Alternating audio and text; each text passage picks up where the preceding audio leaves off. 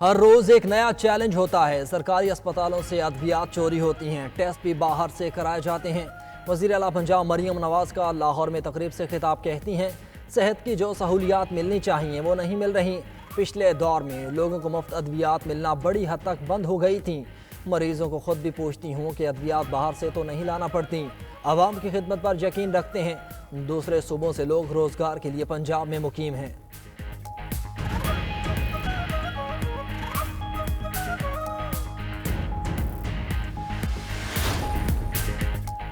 متحدہ عرب امارات نے $2 ارب رول اوور کر دیے۔ UAE کے صدر سے ملاقات مفید رہی۔ بجلی سستی کیے بغیر ملکی ترقی ممکن نہیں۔ بجلی کی قیمتوں میں کمی کے لیے IMF کے پاس جانا پڑے گا۔ وزیر اعظم شہباز شریف کی وفاقی کابینہ کے اجلاس میں گفتگو، کہا اڑان پاکستان پروگرام کا آغاز ملکی ترقی کے لیے اہم قدم ہے۔ معاشی سفارتکاری کی کوششوں کے ثمرات آ رہے ہیں۔ ٹیکسٹائل برآمدات میں اضافہ خوش آئند ہے۔ وزیر اعظم نے مزید کہا کہ لوئر کرم میں ڈپٹی کمشنر پر حملہ افسوسناک ہے۔ حملہ کر کے امن معاہدے کو سبوتاژ کرنے کی مذموم حرکت کی گئی۔ کرم میں حملے سے امن معاہدے کو سبوتاژ نہیں ہونے دیں گے۔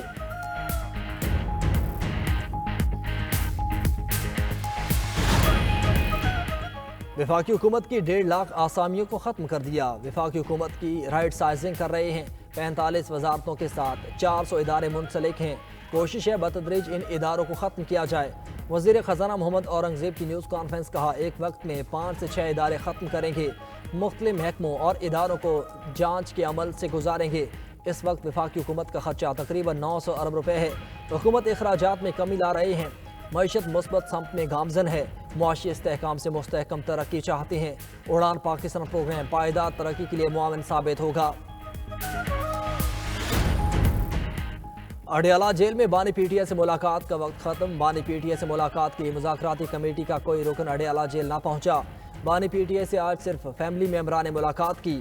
بانی پی ٹی آئی کو بنی گالہ ہاؤس اریسٹ کی آفر کی گئی۔ آفر علی امین گنڈا پور لے کر آئے تھے۔ علیمہ خان کا انکشاف، کہتی ہیں مذاکرات کرنے والے سنجیدہ نہیں۔ بانی پی ٹی آئی نے صرف 2 مطالبات سامنے رکھے۔ بانی پی ٹی آئی 2 سال سے کہہ رہے ہیں کہ 9 مئی پر جوڈیشل کمیشن بنائے۔ جوڈیشل کمیشن سینئر جج کی نگرانی میں بنایا جائے جو سب کو قابل قبول ہو۔ بانی پی ٹی آئی نے کہا ہے کہ پہلے یہ سنجیدگی دکھائیں، پھر دیگر مطالبات پر بار ہوگی۔ بیرسٹر گوہر نے کہا کہ مذاکرات تعطل کا شکار نہیں ہیں۔ 2 میٹنگ ہو چکی، تیسری اس ہفتے ہونا تھی۔ ملاقات میں رکاوٹ نہیں ہونی چاہیے۔ بانی واضح کر چکے ہیں کہ ہمیں ڈیل نہیں چاہیے۔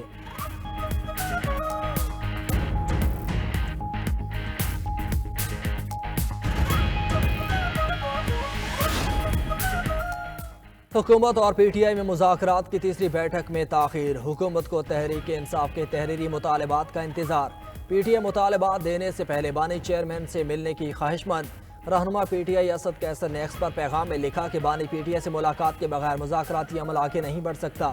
اگلی مذاکراتی نشست سے پہلے بانی چیئرمین سے ملاقات ضروری ہے۔ حکومت کی طرف سے تاحال ملاقات کے لیے رابطہ نہیں کیا گیا۔ ان حالات میں ضروری ہے کہ تمام لوگ انا اور ذاتی مفادات پر قومی مفاد کو ترجیح دیں۔ شوکت یوسفزئی نے کہا کہ حکومت کی طرف سے مذاکرات کو NRO کا رنگ دینا افسوسناک ہے۔ حکومت اپنے وزراء کو غیر ضروری بیانات سے روکے۔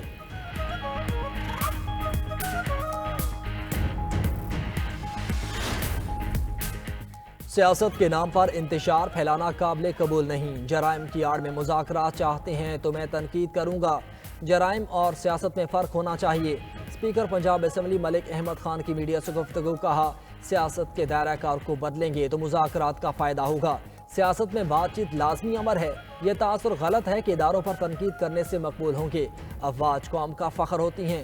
تقریب سے خطاب میں وزیر اطلاعات عطا تارڑ بولے، پی ٹی آئی سے مذاکرات کا عمل مثبت سمت میں جاری ہے۔ مذاکرات سے ہی راستے نکلتے ہیں۔ آئندہ دنوں میں انٹرنیٹ کی سپیڈ میں بہتری آئے گی۔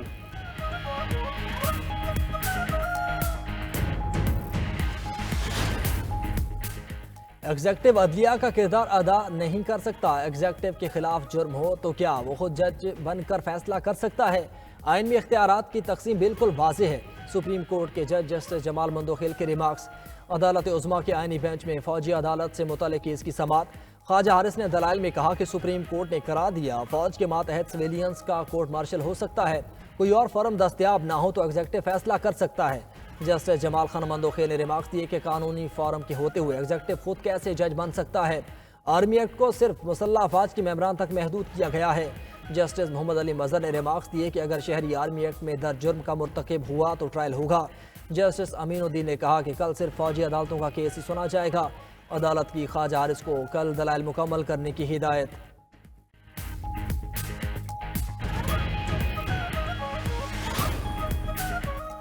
پاکستان کو آئی ایم ایف کے ساتھ ڈیل کرنے میں دشواری، ٹیکس محصولات میں اضافے کے بغیر پیکج سے رقم ملنے کی امید کم ہوتی جا رہی ہے۔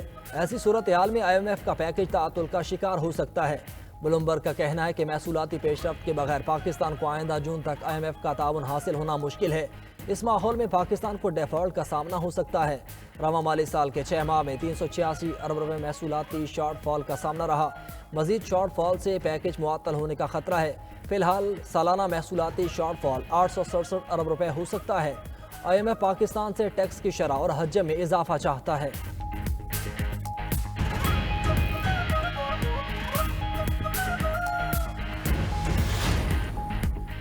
چین کے علاقے تبت میں خوفناک زلزلے سے تباہی، 95 افراد ہلاک، سینکڑوں زخمی ہو گئے۔ امریکی زلزلہ پیما مرکز کے مطابق تبت 7.1 شدت کے زلزلے سے جھولتا رہا۔ زلزلے کی گہرائی 10 کلومیٹر ریکارڈ۔ مرکز تبت کے ڈینگری کاؤنٹی تھا۔ چین کے مقامی وقت کے مطابق زلزلہ صبح 9:05 پر آیا۔ تبت میں زلزلے کے بعد متعدد آفٹر شاکس بھی ریکارڈ کیے گئے۔ غیر ملکی میڈیا کے مطابق تباہ کن زلزلے سے کئی عمارتیں زمین بوس ہو گئیں۔ زلزلے سے نیپالی دارالحکومت کھٹمنڈو میں بھی عمارتیں لرزتی رہیں۔ بھوٹان اور بھارت میں بھی زلزلے کے جھٹکے محسوس کیے گئے، جہاں زلزلے کی شدت 5.1 ریکارڈ کی گئی۔ وزیر اعلیٰ خیبر پختونخوا الیمین گنڈاپور کا صوبے کے نوجوانوں کو سیاحت کے شعبے میں بااختیار بنانے کا منصوبہ۔ سیاحتی مقامات پر رہائش پذیر نوجوانوں کو بلا سود قرض حسنہ فراہم کیا جائے گا۔ پہلے مرحلے میں کالام، سوات، کمراڈ، اپر دیر شامل۔ لڑم ٹاپ، لوئر دید، اپر چترال، لوئر چترال، گلیات، ایبٹ آباد اور کاغان مانسہرہ شامل۔ متعلقہ علاقوں کے رہائشی اپنے گھر کے ساتھ سیاحوں کے لیے کمرے تعمیر کریں گے۔ قرض حسنہ سے نوجوان اپنے گھروں میں کمروں کی تعمیر، تزئین و آرائش کر سکیں گے۔ تعمیر یا تزئین و آرائش کے لیے 30 لاکھ روپے تک قرضہ فراہم کیا جائے گا۔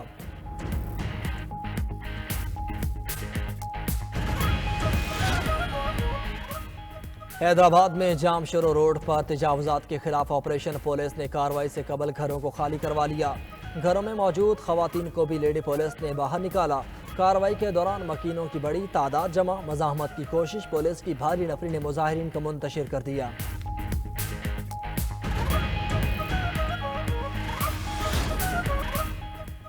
کراچی میں پاک بحریہ کی سالانہ کوسٹل کمانڈ ایفیشینسی پریڈ کا انعقاد۔ پاک بحریہ کے سربراہ ایڈمرل نوید اشرف کی تقریب میں بطور مہمان خصوصی شرکت۔ ISPR کے مطابق نیول چیف نے کہا کہ سر کریک سے جیونی تک پاکستان کے ساحلی علاقے کے تحفظ کے لیے پاکستان نیوی کوسٹل کمانڈ کی کاوشیں قابل ستائش ہیں۔